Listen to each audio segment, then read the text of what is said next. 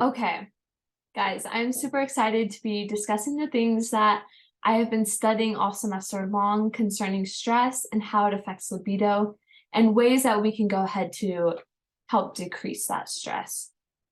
So a few things that I'll be talking about today, main two things are how is stress related to libido and different stress management skills in order to decrease it.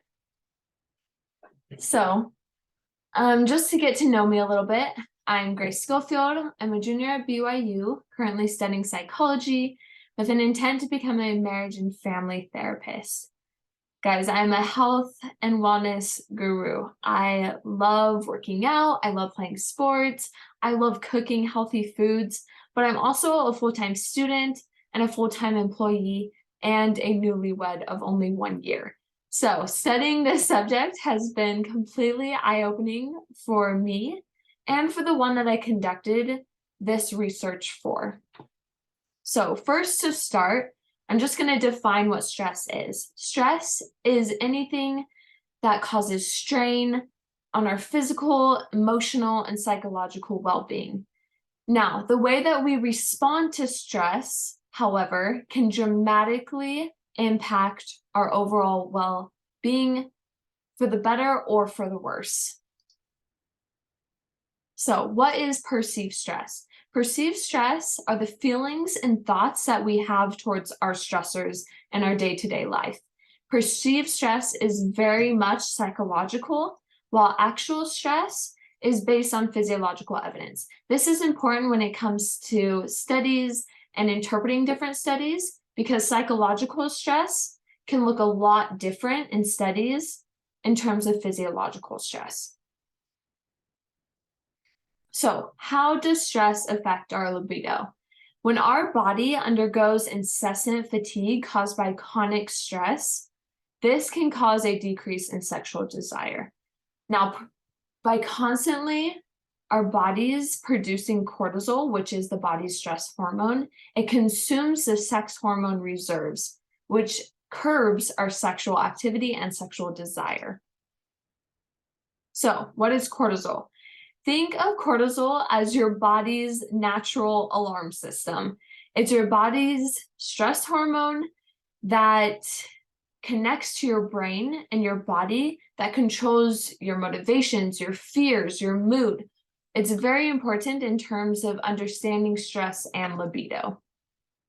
So, when I was studying this, there were quite a few myths that I came across that I thought were just really important to address during this time, just because we're all trying to get married, we're all dating, we're all going through just a stressful time of college life. So here's just a few things that I thought might be helpful. So one myth. If stress affects your romantic feelings for your partner, you may as well get divorced. No, guys, stress can decrease through effective practices. There are ways to manage it. Even if you do suffer with chronic stress, you can get help. There are ways to manage it. 2, once your sex drive disappears, it doesn't come back. Guys, our bodies are continually adapting and changing. We are natural sexual beings, so there are many ways to increase sex drive, and we change throughout time. Our bodies are going to change, and we have to be able to accept that. And 3, if your partner doesn't desire you because they're stressed, this means they don't love you anymore.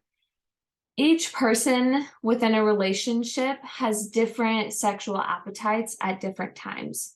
Guys, this is normal. Just as we each have different appetites, we each like different foods and we like to eat at different times. My husband and I, he loves breakfast. I don't eat breakfast. It's the same with our sexual appetite and our desires. It just takes communication and understanding one another and the things that you're going through at that time.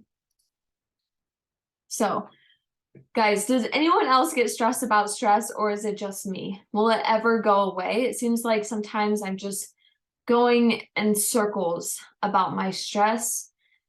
And I just wanted to express to you that there are ways to decrease it. And in other words, it helps to increase libido in the end. So, first is decreasing stress through meditation and physical activity. I would invite you to stop postponing and making excuses for not making time for yourself and your overall health. Meditation is a great way to decrease your stress. It helps you to focus your mind and your thoughts, and overall, it helps to enhance physical and emotional well-being. While physical activity, we all know, increases our endorphins. It makes us feel good. It has this sense of well-being. It makes us want to be better, and it has a direct correlation with stress-busting benefits. So, how can meditation affect libido? Meditation can help with various sexual problems, including low libido and erectile dysfunction. So, sex mindfulness, meditation, and thinking about sex in your life found that those who are more aware of the present moment during sex had higher levels of satisfaction. So, how does physical activity affect libido? Well, high-intensity workouts affect your hormones, your nervous system. It also helps sustain and increase enzyme levels in women, aiding in arousal. Physical activity promotes positive body image and increases your overall sexual well-being. So here are just a few different exercises or things that you can do during the day to help reduce stress, especially during this time of our lives. One is walking, yoga and stretching, aerobic and anaerobic exercises, dancing, gardening. My husband and I, we have lots of plants. We love to garden, and Pilates is a great way. I did boxing for a little bit and I absolutely loved it, and it was amazing. I want to go back. So here are just 3 simple reminders to sum up how to manage your stress and libido levels. 1, remember that stress unmanaged, meaning chronic stress, can damage nearly every part of your body, including your emotions, your thoughts, your overall well-being. Don't let your stress get out of hand. When chronic stress is present in your life, that is when stress causes great effects on your libido levels. 2 is how we perceive our stressors may have many different results than the psychological and physiological effects stress causes on the body. 3, meditation and physical activity are only 2 ways to decrease stress levels. I would encourage you to find an activity that is best suited for you and keep doing it. I have loved studying this subject, and I just wanted to thank you for all of your participation. And if you have any more questions, just feel free to DM me or message me if you want to talk about it more. Thanks, guys.